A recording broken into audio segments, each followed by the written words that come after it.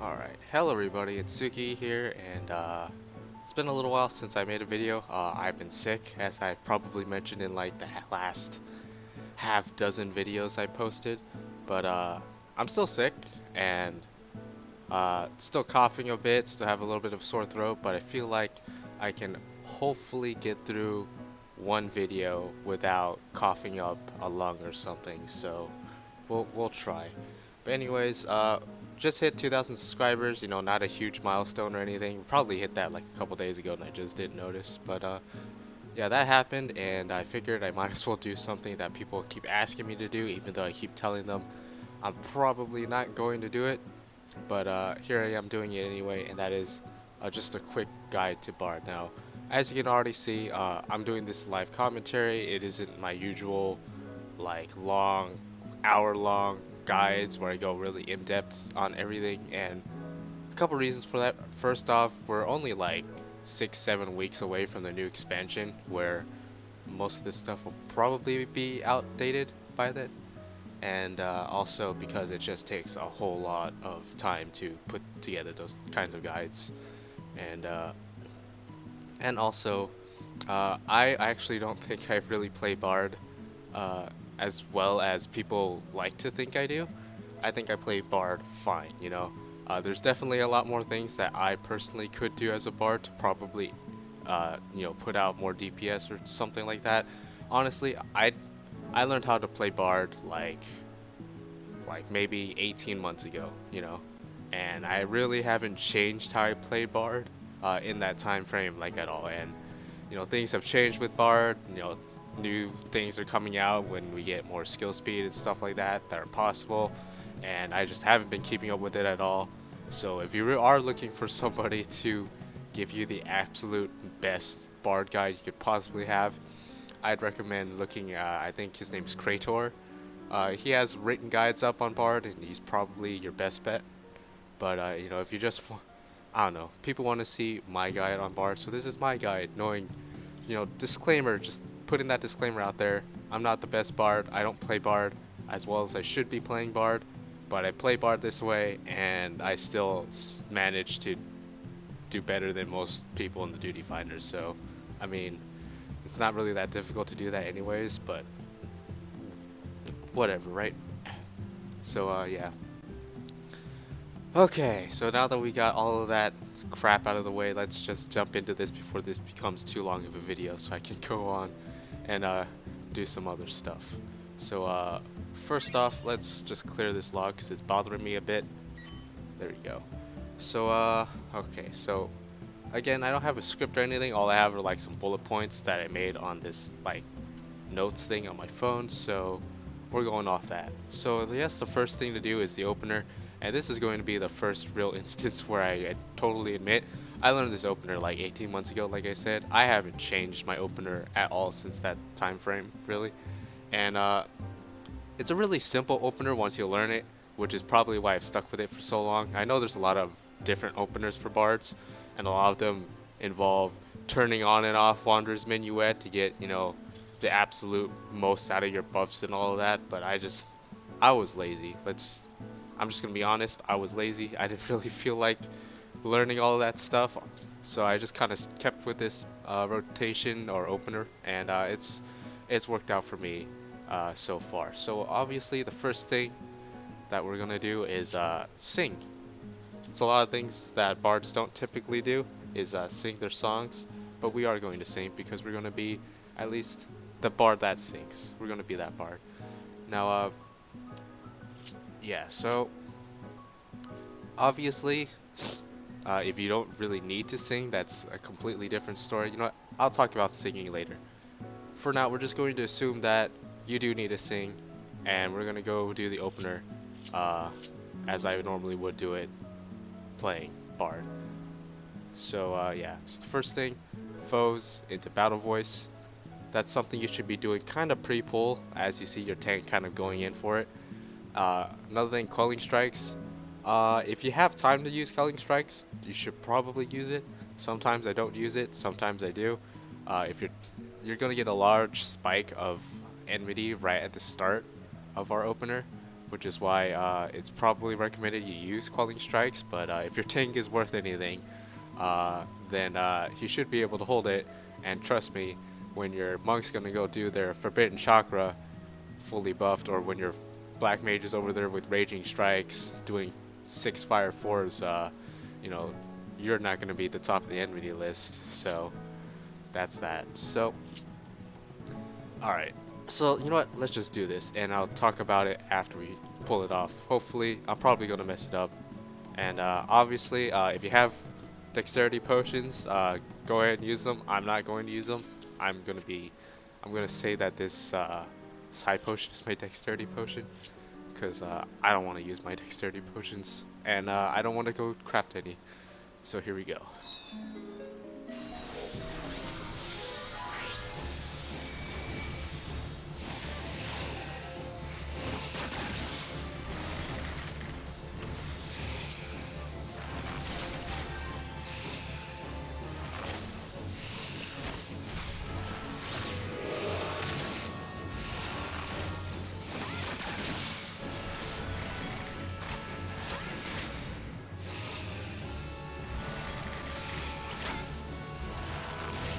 Alright, so we pretty much did it as well as I probably could have. I probably messed up, but you know what? It's one of those things where you just kind of do as I say, not as I do type of things. And yeah, you know what? Alright, let's get out of here. Let's get out of combat or whatever, and we'll talk about what I did and why. You know what? Alright, there we go.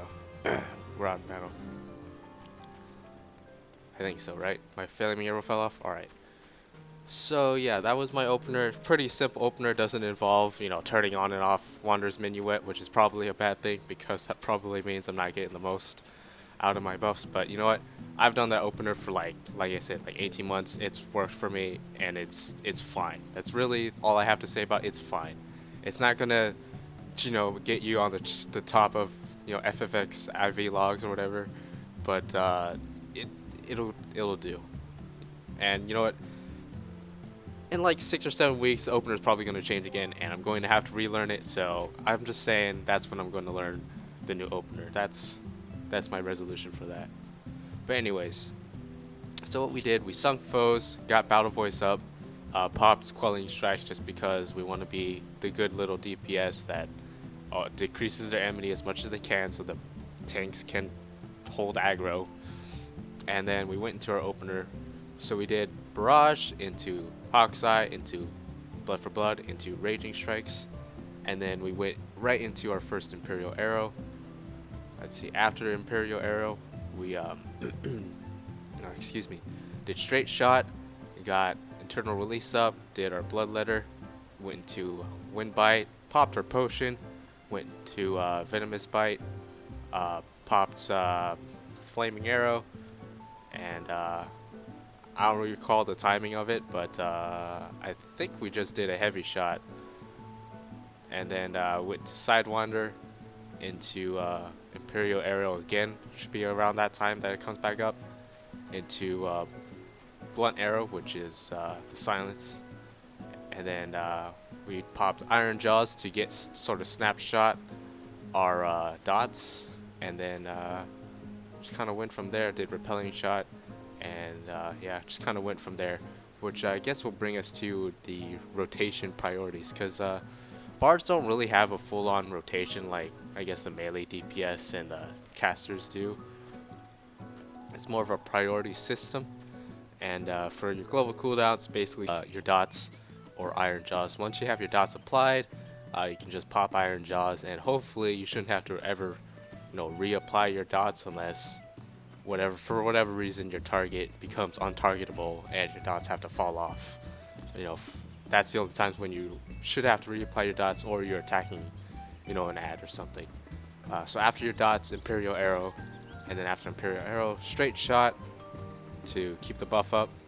If Straight Shot is up, you don't have to reapply your dots, you don't have Empyreal Arrow to do, then you do Heavy Shot, so you can get those straighter shot procs and get those free crits.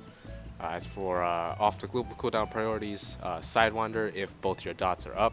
Obviously, if both your dots aren't up yet, then you get both your dots up before you use it. Otherwise, you're not getting the full potency of it.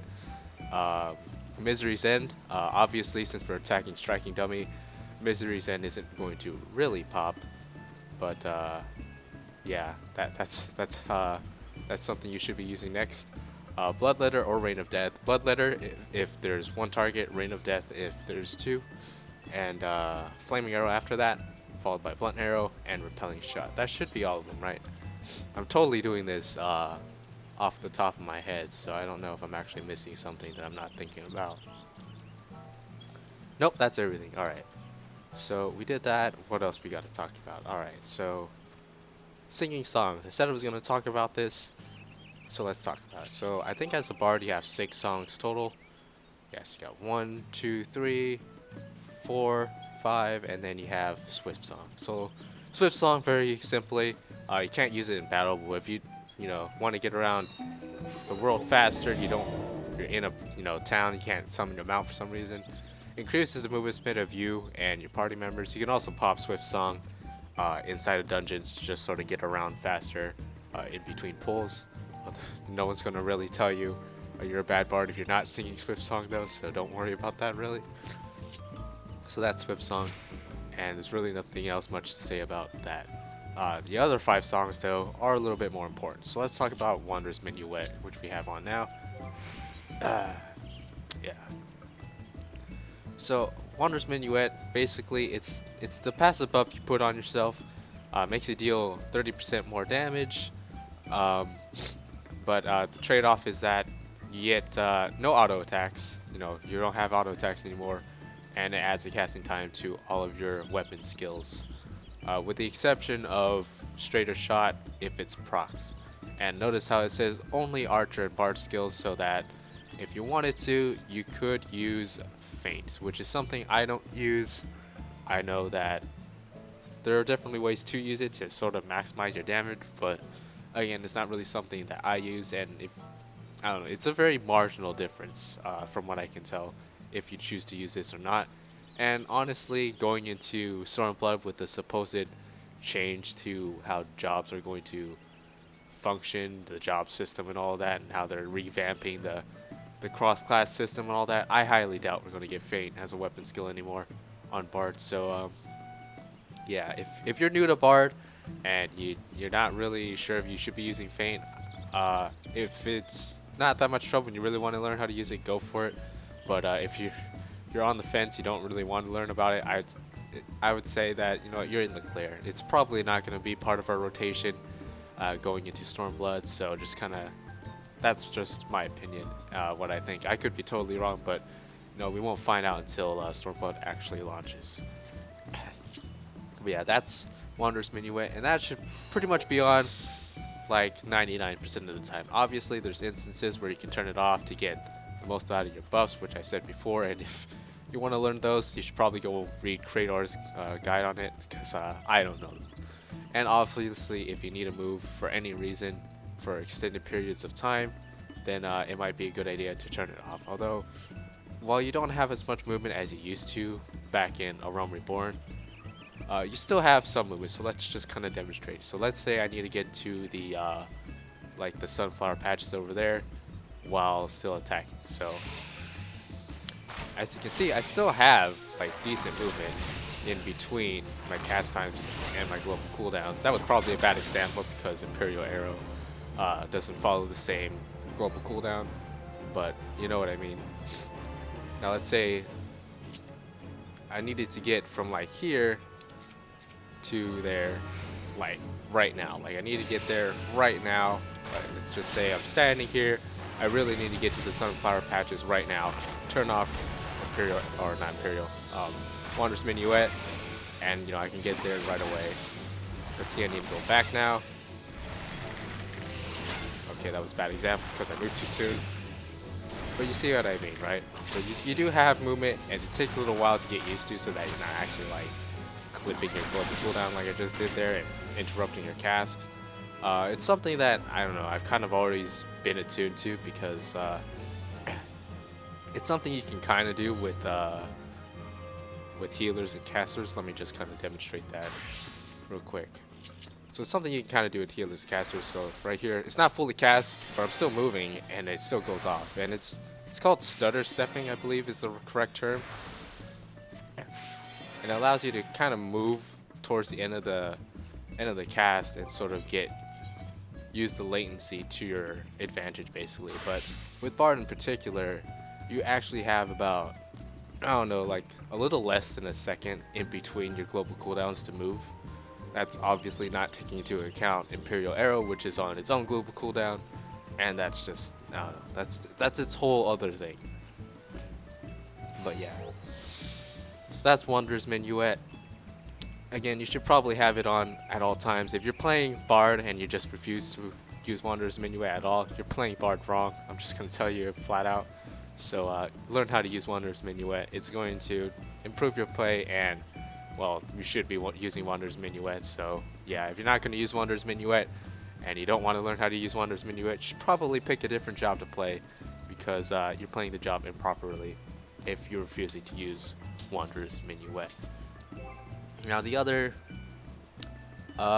song we got, Warden's Paean, I believe that's how you say that. This is kind of an interesting song.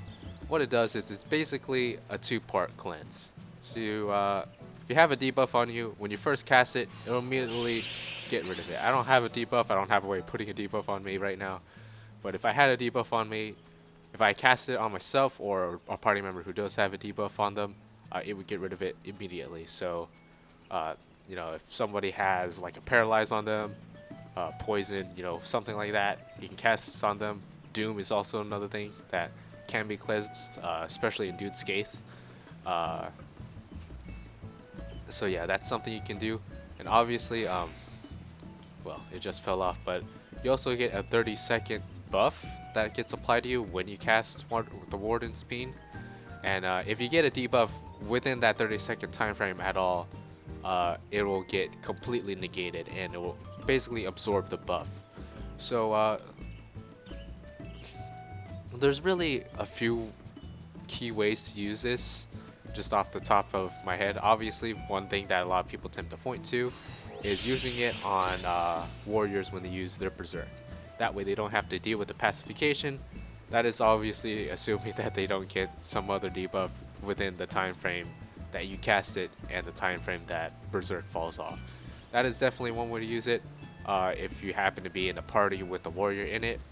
Obviously though, if you're in the duty finder, it's pretty annoying trying to keep track of when your warriors use berserk. And I don't know, I've played with a lot of warriors in duty finder who just flat out refuse to use berserk because they don't know how to work around the pacification, I guess. I don't know why. I don't know, I've run into a lot of warriors who just don't use berserk. But yeah, if you're in the duty finder and your warrior doesn't actually have like a macro or some way of telling you that they're using berserk, then you know what, it sucks, but it's really not a bad thing if you're not, you know, absolutely paying attention and getting every single one of their berserks with your Warden's Paean. You know, it's difficult to keep track of, especially if you're trying to keep track of your own buffs and do your own DPS. Obviously, if you're in a raid group or in like, you know, party finder and you're doing some serious content, you should you know, ask your warrior to, you know, make a quick macro to let you know when you use berserk, which I do have a macro. I can't really show it off because I'm not in a party and I can't summon my chocobo out here, but I do have a macro for my berserk. It's a very simple macro. Where do I put it? Where's my berserk? Here it is. So this is my berserk macro, and basically this is all it is. This is all it is. So I have Bloodletter attached to berserk, don't worry about that. And I have slash weight 1 so that, you know, if I'm spamming this button, which I do, I have to press this macro like twice in order to get Bloodletter and berserk off. And then I have this little, you know, message that goes into my party letting them know, hey, I just used berserk, so that my bard can put paean on me if my bard is actually the one that uses paean. So just to test it off, here I am, I'm pressing berserk, I get it off, and you can see it's going to come up with an error when I eventually stop pressing the button. There it is. There's the error. That's where it would have said my message in party, but since I'm not in a party, it's not there. And yeah, that's the kind of macro that you should have. Obviously, if I didn't have that /wait1, every single time I press this button, it would just spam the chat with it. So, you know what, let's just, I don't know why I'm going off on this tangent with Berserk when this is a Bard guide, but you know what, I'm just going to do it anyway, because I started this, right? So let's just say I did have that. As you can see, every single time I'm pressing it, it just spams the chat. So, you know, having that wait in there, you know, it's not something your party needs to know immediately that you just casted Berserk. So having that /wait in there definitely helps so that you're not annoying the hell out of your party. And there we go. Alright, so let's clear that out now because I don't want that in my log. And let's hop back onto Bard. So there's 3 other songs that you have as Bard. Now 3 songs that actually require you to cast. They have a 1.5 minute cast time, which, you know, isn't that bad. It used to be like 2.5 minutes, I think. But yeah. You have Mage's Ballad, Full Requiem, and Armor's Paean. And while you have these songs going, it will slowly drain your MP, so you can't continuously have them going. Also, whenever you're casting Ballad or Paean, it will also reduce your own damage by 10%. So let's go over what these things do real quickly. So Mage's Ballad refreshes MP of you and all your party members. Now, because Mage's Ballad is actually refreshing your MP as well, you can actually have this song going for a lot longer than the other 2 songs because it's increasing your MP while also draining your MP. But you probably won't ever be in a situation where you want to have Mage's Ballad going for that long. But we'll talk about that in a bit. Paean is the same thing, but for TP. You know, basically drain your MP while restoring the TP of all of you and all of your party. And then Full Requiem actually does not reduce your damage and instead reduces all enemy magic resistance by 10%. Basically allows all your healers, all your casters, and your ninjas with their ninjutsu abilities to do more damage. There might be something I'm missing there, like maybe some Dark Knight abilities. Off the top of my head, maybe some Dark Knight abilities get affected by this too, but definitely casters, healer damage, and ninjutsu abilities like Raiton, stuff like that, do get affected by Full Requiem. Now, as for how you should be using your songs, foes pretty much 99% of the time. If you have the MP, if your MP bar is about like 80%, sing foes. And obviously, because you're using a global cooldown and cast time to be using this, you don't want to ever be in a position where you're singing while you have buffs up. So there's a few guidelines to go off of when you choose to sing a song. Obviously, if it's the start of the fight, just sing the song pre-pull, and then you're good to go. But as you should be, you know, when your MP gets up high enough, you know, I would say about 80% to 100% is a good time to really start singing. Or, you know, if there's a specific break in the fight and you have a decent amount of MP stored up and you don't have anything to attack anyway, definitely a good time to start singing as well. But yeah, as a general guideline, if you have any of your buffs up like Hawk's Eye, Raging Strikes, Eternal Release, obviously don't be singing. Also, make sure you have enough time on your dots and straight shot so that you're not scrambling to get both of those reapplied while you have to sing, so that, you know, none of those fall off at any point. So it's little things like that just to make sure that your own personal DPS isn't at risk, so that, you know, in favor of singing a song. Alright, so like I said, you should be singing foes like 99% of the time, but there are instances where singing Mage's Ballad or Paean is useful, but there's definitely something you should never do, and that is going to a fight holding on to your MP just in case, you know, your healer dies and you need to sing Mage's Ballad so that they can get their MP back. You should never do that. Always go into a fight with the notion that you're going to be using your MP for foes and only foes, unless you've already discussed it beforehand with your party. Like, an example off the top of my head, say you're doing like an extreme primal and you want to push DPS on it, so you're going with one healer, and that puts more stress on the healer, so they have to do more heals.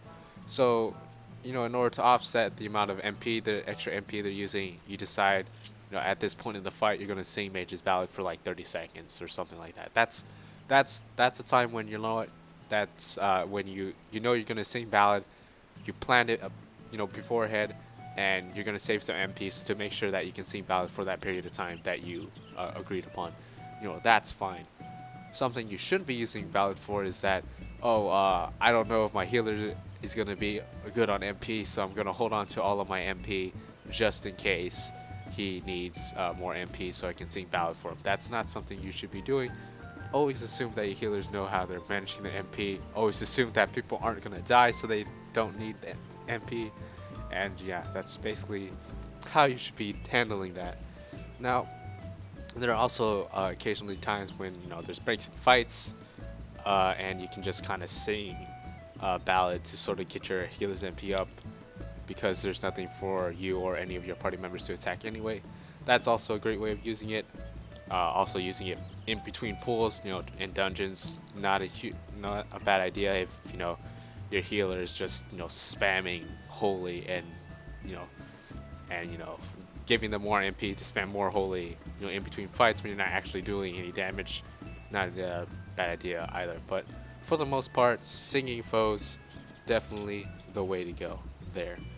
Let's see, what else we got? Yeah, stat priority. This will be quick. This will be real quick. So, let's see. Let's bring up my character menu. It's been a while since I played this game, like a couple weeks, because, you know, that's another thing. Let's not talk about that. So first off, weapon damage is your main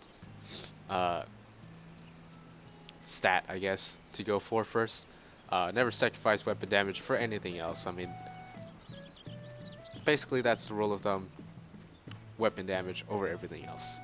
Next, dexterity. This is your main stat as a bard. Increases your range damage dealt. Yeah, again, goes up naturally with item level. There's really no reason to not have dexterity over anything else. There's very, very niche conditions where maybe you'll take one piece over another, but let's just not talk about that in this video. Next, accuracy. If you're doing certain raid fights or extreme primals, hitting the accuracy caps to ensure that you don't miss is definitely the next thing on your list. Although if you're just doing regular duty fighter runs or something that doesn't really involve accuracy, it's like normal dungeons or the alliance raids or anything like that, then no, accuracy doesn't really matter really at all. Next, critical hit rate.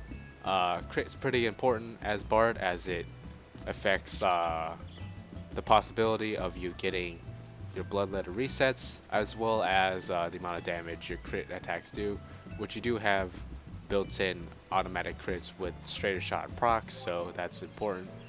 And then after that, I closed the window, but after that is skill speed, and then determination, which is pretty self-explanatory. Both of those, skill speed increases damage dealt by dots, while also decreasing cast times, which is something that bards have to deal with now. And determination just increases your damage all around. So that's stat priorities. What else we got for us? Cross-class abilities, yes.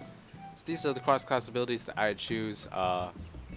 Internal Release, Blood for Blood, Invigorate, pretty much mandatory. Second Wind to self-heal, you really can't go wrong with Second Wind. And as for your third ability, there's really a few choices you can choose. Mantra is the one I typically go with. It's you know, just 5% for you and all of your party members around you, extra healing you get. It's not a whole lot. It's not really even that noticeable, but it is there. Keen Flurry, it's more of a personal self buff, increases your parry rate.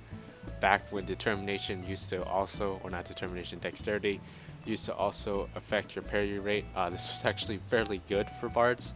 Now it's just a flat 40%, which is still decent, but you know, this is more for like if you're tanking, whereas I feel Mantra is a little more applicable outside of just when you're tanking.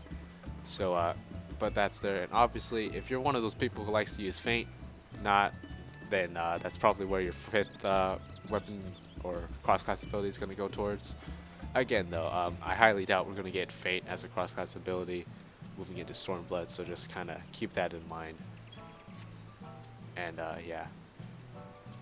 Alright, so I think I've talked about just about everything I've wanted to talk about. Yes, AoE. AoE rotation. So we kind of talked about single target rotation and how it's pretty self-explanatory. It goes on a priority system, but with AoE, it's a little less, or it's a little more complex, because there's a couple different ways you can go about it. First off, you want to make sure that your straight shot buff never really falls off, so that's the first thing. Let's make sure Wonder's Minuet is on as well. Flaming Arrow, obviously. You want to cast Flaming Arrow after you ensure that your tank is done moving. You know, if your tank is still in the middle positioning, probably hold off on using Flaming Arrow for a few seconds until you know that your tank's not going to be moving anymore. That's just kind of common sense, I guess.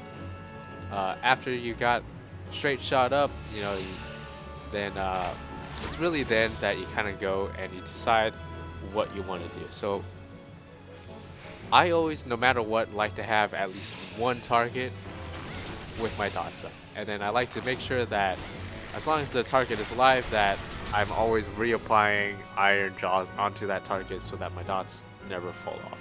And the reason for that is really Rain of Death. So Rain of Death, 100 potency to basically an AoE to target and all enemies around it. It also lowers target evasion, so if for whatever reason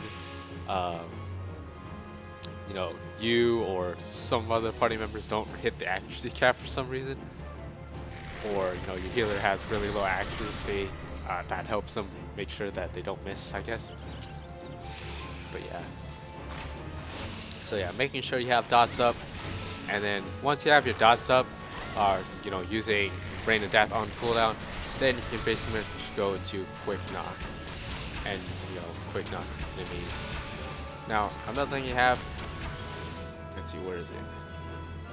Wide Volley. A lot of people kind of default to Wide Volley, but Wide Volley and Quick Knock actually have the same potency. The big difference being that Quick Knock requires you to kind of be within range, and it's a conal attack rather than like an AoE, like a circle, like Wide Volley is. So that's kind of the main difference, and also Wide Volley costs 20 TP more, which does matter actually when you're spamming this over and over again. You know, 20 TP each time adds up.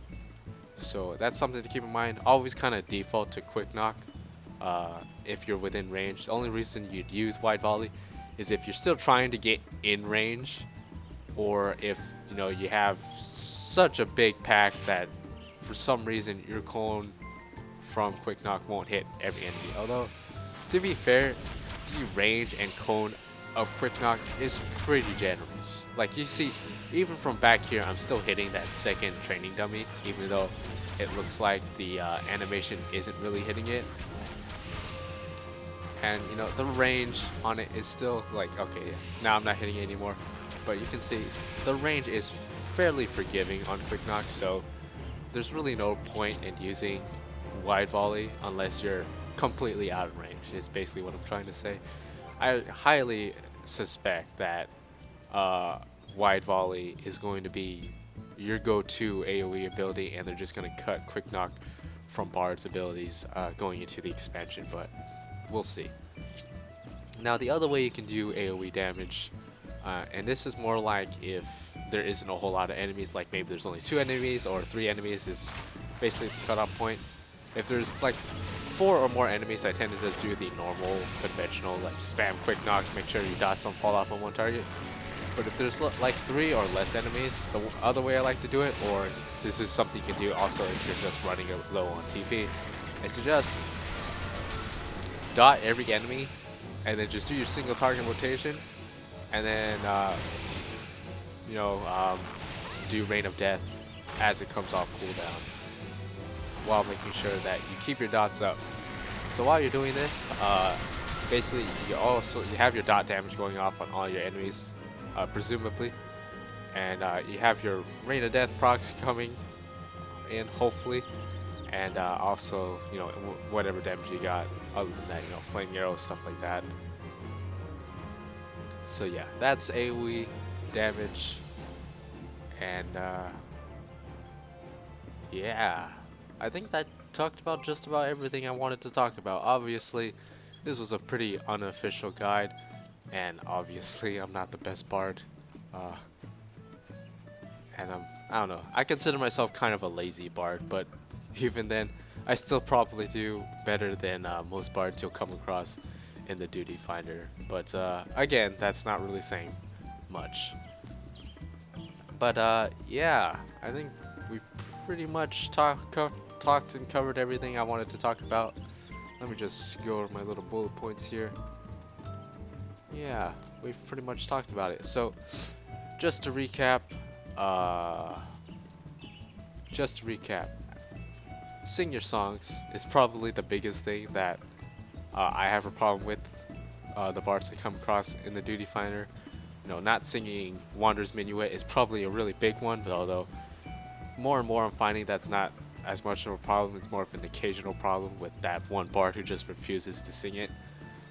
Mostly it's just bards not utilizing, you know, their MP to sing foes or to sing Mage's Ballad in between pulls and stuff like that. You know, even if you don't have a caster, you don't have ninja, and you're gonna have a healer in your party unless maybe you're doing like Palace of the Dead or something. You're gonna have a healer in your party, pretty much no matter what. And if at any point the healer decides to do damage, your foe's Requiem is basically giving them free damage. It's like saying you're holding on to a cooldown like Hawk's Eye. Like, why? Why would you hold on to that cooldown? It's free damage. That's like saying, as a ninja, you're not going to do trick attack. You're just going to do sneak attack or whatever. Or just not even do Suiton at all. Just go do Raitons all day. You know what I mean? So that's kind of my mentality on using foes. And that's really the biggest pet peeve I have when I'm analyzing other bards I come across. And, yeah. I think that's it for this video. Yeah, so that was my unofficial bard guide. It was pretty bad. I'm just gonna put it out. It's pretty bad. I'm still gonna post it anyway. You know what? Yeah, I'm just gonna post it anyway. Yeah, I don't care. I'm just gonna post it anyway because people want to see it, and I'm just gonna post it out there so that people can have something to look at, I guess. And you know, I don't know. Maybe it helps some of the uninformed bards. Although I will say I'm not a very credible source when it comes to bards. Yeah, I'm just gonna put that out there again. Just another disclaimer. I'm not the most credible source on bards, but maybe you learned something here you didn't already know. Again, this is pretty off the cuff, so if I probably missed some stuff, but you know, there you go. And you know, I'm just gonna end the video now before I ramble on for too long because this video already is almost 40 minutes somehow. I don't understand, but yeah, okay. I'm gonna go now. So my name is Tsuki. If you didn't enjoy this guide, I completely understand. You want to dislike this video, go ahead. I know that this video was absolutely not that great, but yeah. My name was Tsuki. Thank you all for watching. If you decided to watch this long, I know the video wasn't that great, the guide wasn't that great, but if it helped you somehow, then I guess that's a win for somebody, right? But yeah, until the next video. I'm gonna go rest some more because I'm still sick. I coughed a couple times. Hopefully, I don't know, maybe I'll edit that out so that you don't have to hear it. But yeah, I'm gonna go now. My name is Tsuki. Thank you all for watching. Sayonara. Bye. Bye bye. Holy crap, man, I'm so sick right now. Yeah, I'm leaving that in there too.